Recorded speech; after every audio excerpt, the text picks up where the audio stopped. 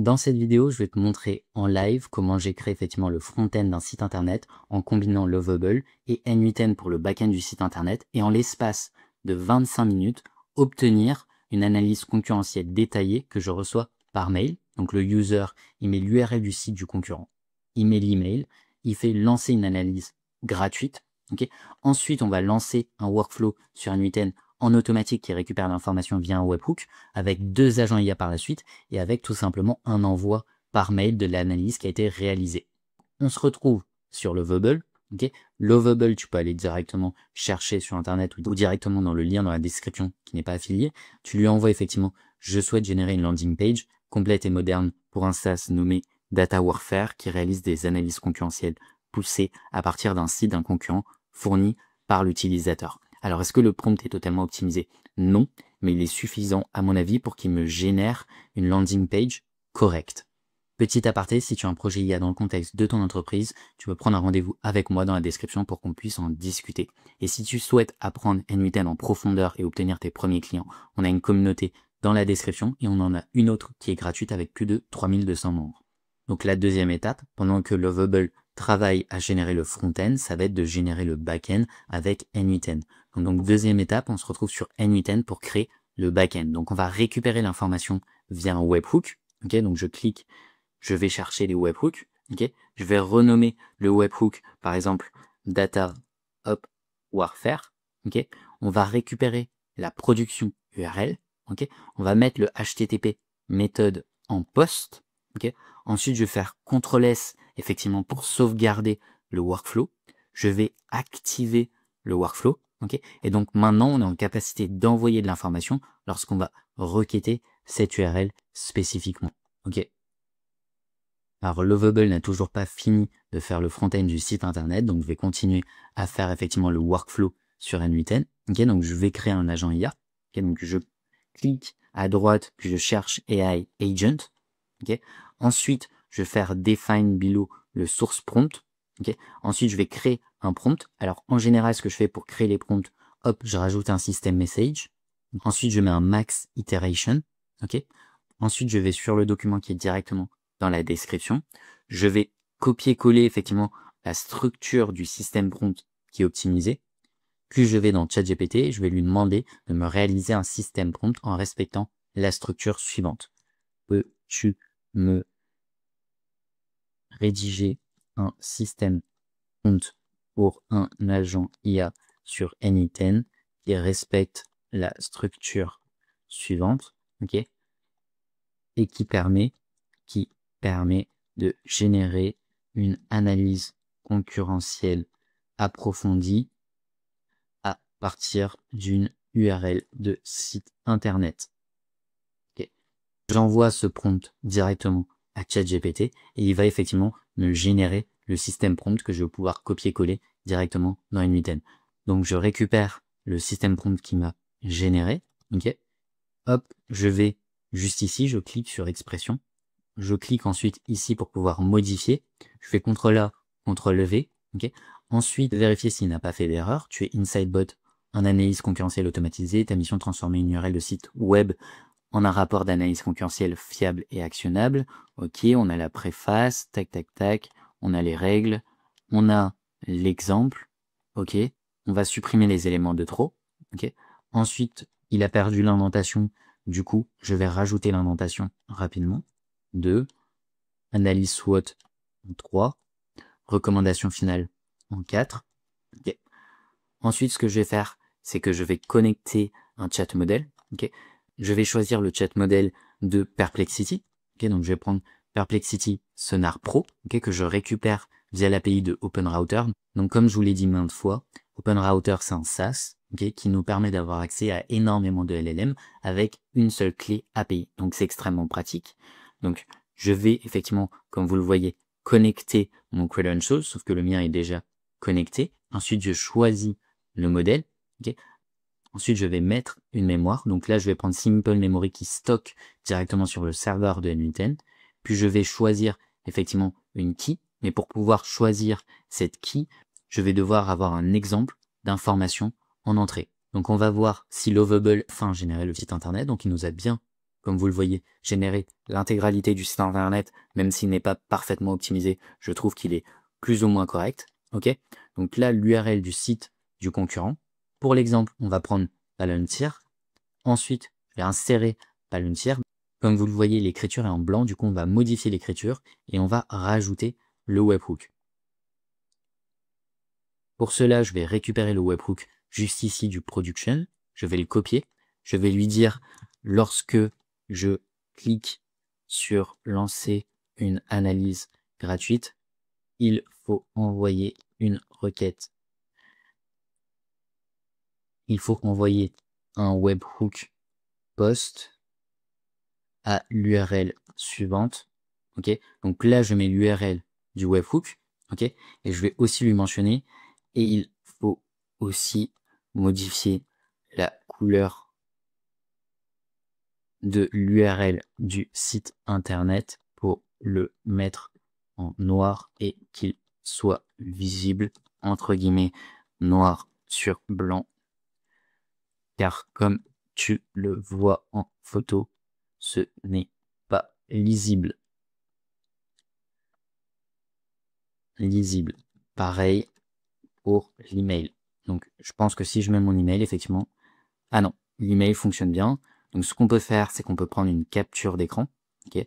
Donc là, je vais capturer l'erreur, je vais faire copier-coller. Je vais le mettre effectivement dans le prompt que j'envoie à Lovable. Ok. Ensuite, je vais envoyer et il devrait effectivement me faire toutes les modifications que je lui ai indiquées. On peut aussi cliquer pour voir ce que Lovable écrit en live et je trouve qu'il est sacrément puissant. Donc il m'a dit qu'il a rajouté l'envoi d'un webhook post à l'URL. On va tester si ça fonctionne. Et on voit bien qu'il a modifié la couleur. Moi, je trouve ça quand même plutôt impressionnant. Ensuite, j'envoie lancer une analyse gratuite. Okay. Nous traitons votre demande. Les résultats seront envoyés à votre adresse email. Donc, on va vérifier s'il a envoyé le webhook. Je vais directement aller dans les exécutions de N8N et récupérer directement l'information qui a été envoyée au webhook. Okay. Donc je copie-colle l'information. Je le mets en pin data pour pouvoir réutiliser la même information et voir comment le workflow réagit derrière. Donc là, je clique sur Save. Ok. Ensuite, je fais CTRL S.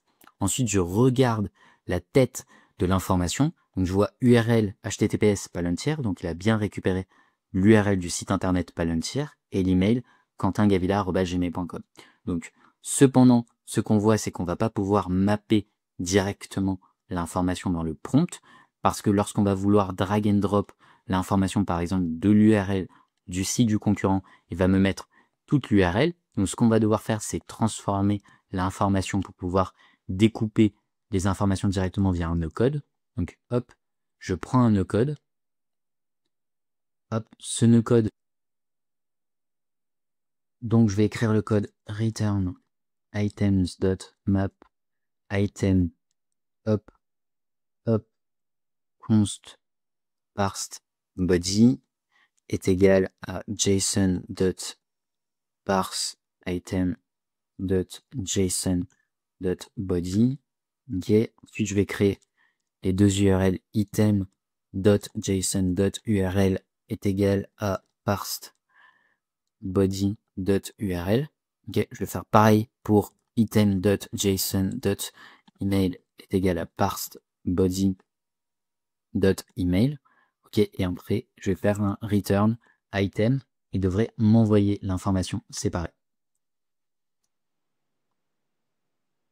Donc on récupère bien l'URL et l'email de manière séparée qu'on va pouvoir mapper directement dans l'agent IA.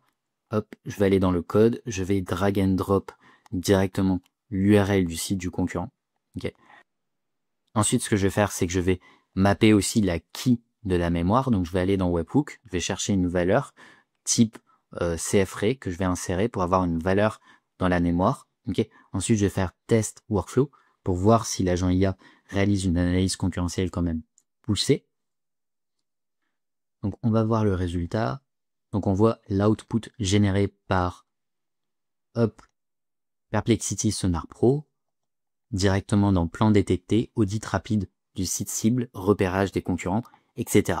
Donc cette fois-ci, on va améliorer effectivement la rédaction. Donc pour améliorer la rédaction, moi ce que j'aime bien faire, c'est utiliser Claude. Donc ce que je vais lui dire, c'est qu'il va prendre l'output suivant. Tu es un rédacteur d'analyse concurrentielle approfondie et tu prends en entrée l'analyse suivante. Donc là, on va récupérer l'output de l'agent IA précédent. Okay, on va drag and drop l'URL. Okay, donc comme vous le voyez, on a un JSON.output. Ensuite, on va mettre un system message.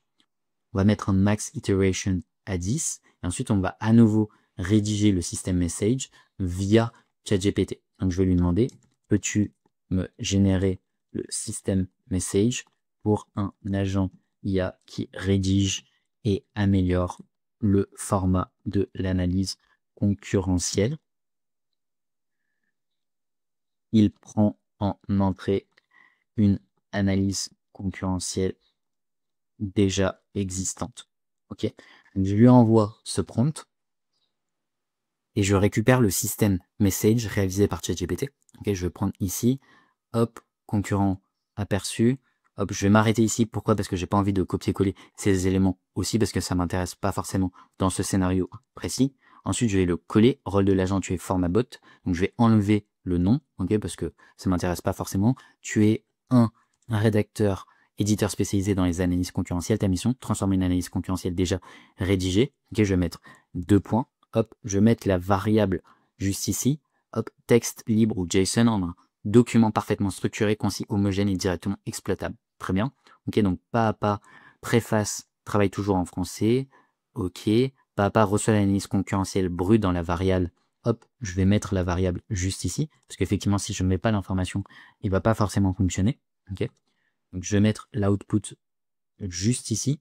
Ensuite, je vais voir s'il n'y a pas des fautes à l'intérieur du formatage. Ça m'a l'air plutôt correct. Okay, donc pour le test, à mon avis, ça suffit. Effectivement, si tu as une solution en production, il va falloir la travailler, la retravailler, mais c'est plutôt évident. Ensuite, on va aller dans Open Router. Je vais choisir Claude 3.7. Okay. Hop. Ensuite, je vais prendre la mémoire, pareil, Simple Memory. Je vais mettre Define Below.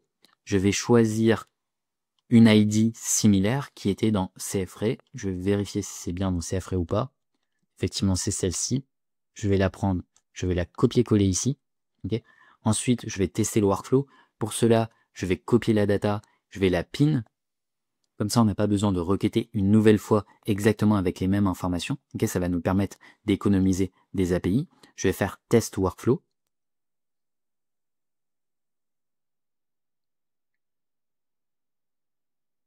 On voit que Claude a fini effectivement de rédiger l'output. Cet output, on va le mettre directement dans un mail. Okay, donc je vais m'envoyer un mail, hop, via le nœud mail, send message. Je vais choisir mon compte email, ok, ressources, message, opération envoyée. Je vais récupérer effectivement l'email dont on a besoin juste ici. Sujet, l'analyse concurrentielle, hop,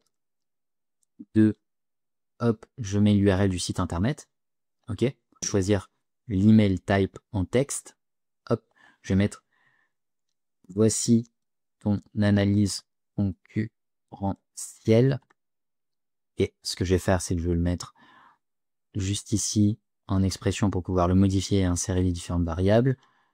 Hop, je vais mettre 2 points et je vais mettre Happy Coding Quentin. Ok. Hop. Ensuite, je vais me l'envoyer. Test workflow. Oh. Attends, on va modifier ça. On va mettre en pin data. Donc je récupère la dernière exécution pour la mettre en pin data et éviter de requêter une deuxième fois Claude.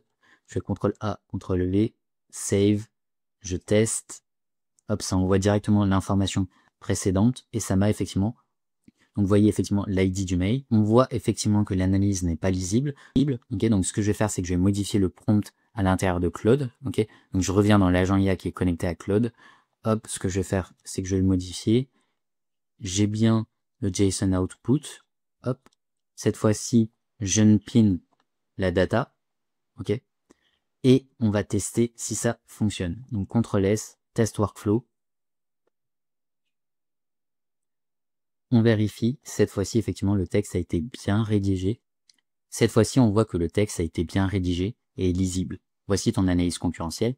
On va voir effectivement la précision et la véracité du texte. Palantir Technologies se positionne sur le marché des plateformes d'analyse des données massives et d'IA pour la prise de décision en contexte critique. Donc, moi, je connais bien Palantir parce que je suis entre guillemets un fan de leur entreprise et c'est effectivement ce qu'ils font en gros. Son site internet reflète une approche corporate et technologique en mettant en avant la sécurité et la souveraineté occidentale. L'entreprise propose 3 solutions principales, Gotham, Foundry et AIP. Donc exactement, force, faiblesse, cycle de vente long et coût d'intégration élevé, réputation de complexité technique et manque potentiel de transparence, dépendance significative aux contrats gouvernementaux. Donc il m'a bien identifié des faiblesses qui me semblent extrêmement pertinentes. Et dans les forces, expertise reconnue dans l'analytique et la sécurité des données en contexte sensible, clientèle prestigieuse, proactivité dans l'adoption, solutions hautement adaptables. Donc on voit bien que l'email a été plutôt bien rédigé avec une analyse approfondie. Ensuite, il nous suffit d'enregistrer le workflow, l'appeler par exemple analyse concurrentielle lovable, hop, rajouter un tag pour YouTube, faire CTRL-S, publier effectivement le site internet si tu as envie de le publier, et après, tu vas tout simplement pouvoir mettre le site internet du concurrent, ton email, et recevoir un email en automatique. J'espère que cette vidéo de la réalisation d'un MVP extrêmement rapidement t'a plu. Si ça t'a plu, tu peux t'abonner, liker, ça aide toujours l'algorithme, et rejoindre notre communauté gratuite pour obtenir beaucoup plus de ressources.